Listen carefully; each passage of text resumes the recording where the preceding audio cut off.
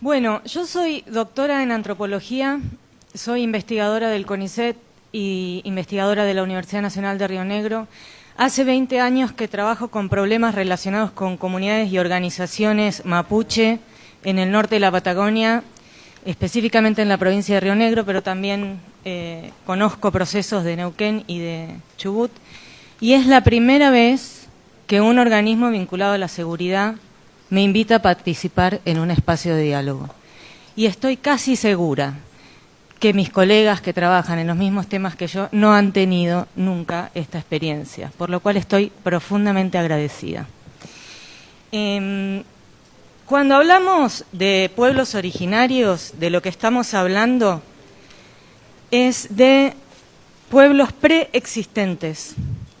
¿Qué significa que son pueblos preexistentes? Significa que son pueblos que eran soberanos en sus territorios antes de que el Estado Nacional se constituyera como tal.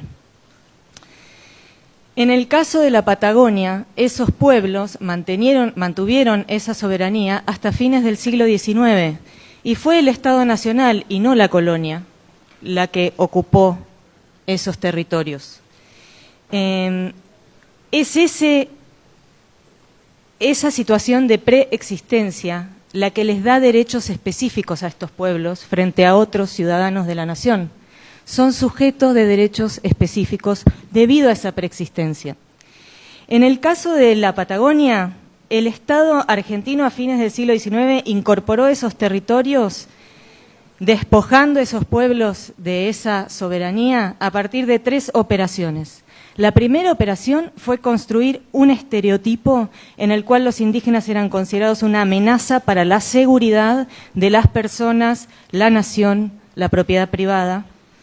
A partir de ese momento se empezó a hablar de bárbaros cuya forma de vida debía desaparecer para asimilarse a la civilización.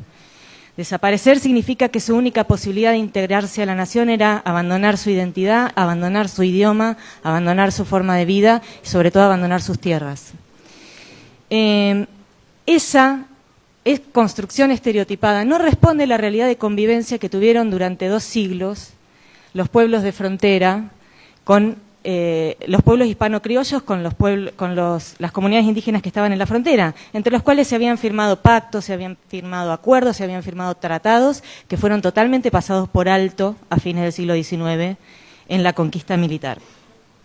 Entonces, el primer procedimiento fue la construcción de un estereotipo homogeneizador y demonizante. La segunda operación fue la violencia abierta hacia esos pueblos por ser lo que son, es decir, la violencia contra un pueblo por ser lo que es, por vivir como vive. No fue una guerra entre 2 ejércitos la conquista militar de la Patagonia. Nadie recuerda una sola batalla. Si no, díganme, ¿qué batalla se recuerda de ese proceso?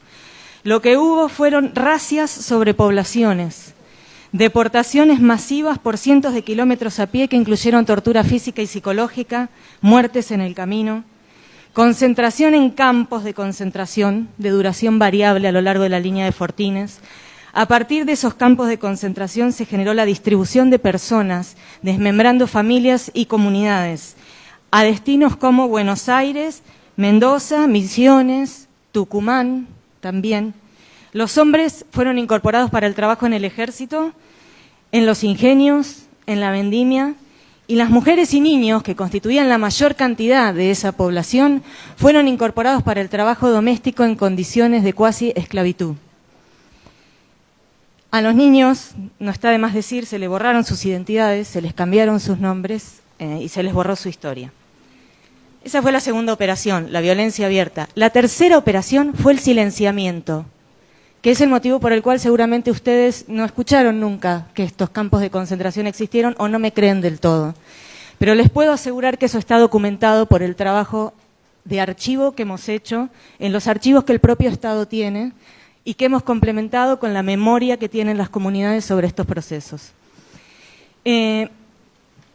Bien, estas 3 operaciones suponen que lo que se produjo sobre este pueblo fue un daño. El Estado argentino consideró su dominio territorial sobre la base de un profundo daño a los pueblos preexistentes. Y ese daño es físico y psicológico, pero también es político, es social, es económico y es cultural, porque es el ataque a una forma de vida. A partir de ese daño se estructuró una nueva sociedad, sobre la base de que había ciudadanos deseables y colectivos sociales que no lo eran. Esa es la sociedad en la que nosotros vivimos hoy, porque los mecanismos de los que hablé antes no se desarticularon al no reconocerse que se produjeron. En base a esa lógica de ciudadanos deseables y colectivos sociales que no lo eran, se distribuyó la tierra, privilegiando la concentración de grandes capitales nacionales, fundamentalmente de familias patricias de Buenos Aires, y también de capitales extranjeros, por ejemplo, la Compañía de Tierras del Sur, que era de capitales ingleses, que hoy fue comprada por Benetton, ¿no? Además, se facilitó el acceso a la propiedad de la tierra de descendientes de inmigrantes europeos y de sirio-libaneses, dificultando el acceso de los pobladores indígenas y, por lo tanto, provocando su desplazamiento hacia las ciudades de la región. Es decir, que hoy los pueblos indígenas son los que alimentan los cordones de pobreza de todas las ciudades en Nor Patagonia. Los estereotipos construidos continúan vigentes en el sentido común y en la práctica de muchos organismos públicos. Se usan para legitimar como una lógica que estructura diagnósticos que luego habilitan la violencia abierta contra estos pueblos. Un ejemplo de estructuración de un diagnóstico en base al estereotipo es el informe RAM elaborado por el Ministerio de Seguridad en el año 2017. Ese informe no recupera la producción de los investigadores e investigadoras que venimos abordando estos temas desde hace 20 años, hay colegas de más de 30 años, que han venido produciendo información de base sobre la historia de estos pueblos, sobre sus procesos de organización, sobre sus comunidades. No recupera ninguna de esa información que fue producida y financiada por el propio Estado argentino a través de su sistema científico-tecnológico. Esa falta de consulta hace que haya muchos datos erróneos. Por ejemplo, incluir dentro de una supuesta red terrorista a organizaciones que tienen una larga tradición de trabajo conjunto con organismos estatales, que tienen registros sobre estos trabajos conjuntos. Es decir, hay errores básicos de datos.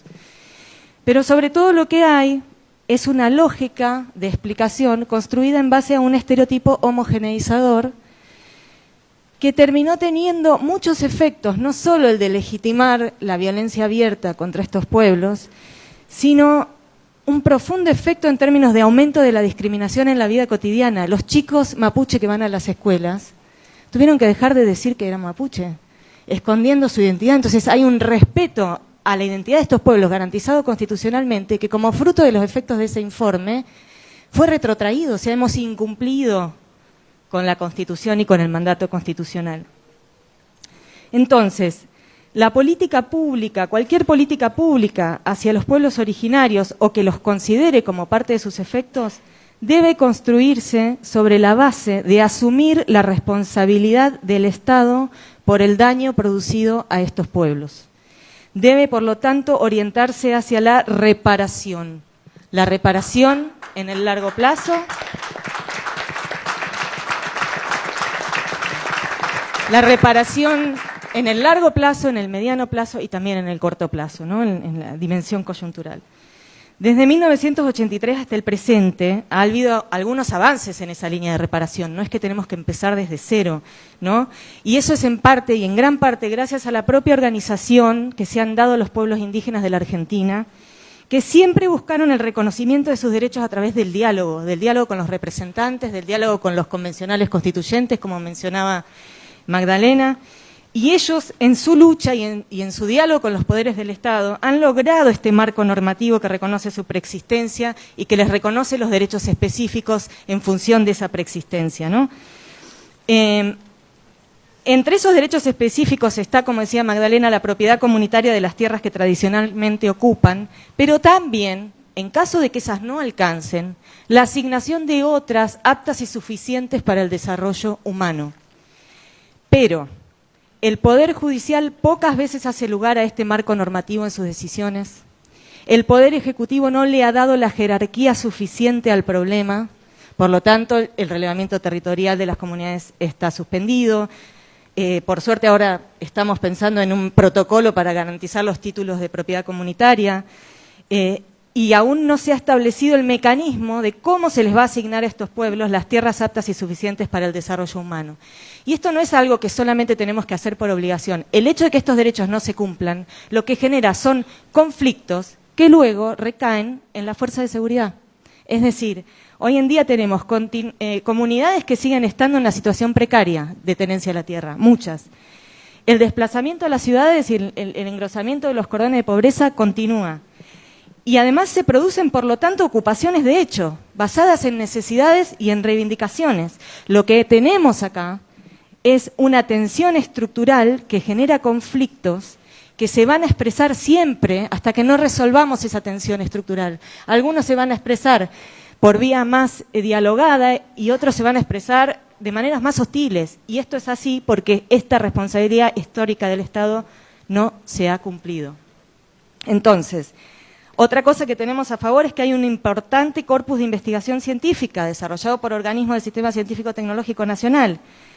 Lo que no hay es suficiente sinergia interinstitucional como para que los otros organismos públicos que diseñan políticas públicas aprovechen ese conocimiento producido. Y ahí tenemos que lograr convenios con las universidades, con el CONICET, con el Sistema Científico Tecnológico, para que ese conocimiento pueda ser aprovechado y aplicado al desarrollo de políticas públicas.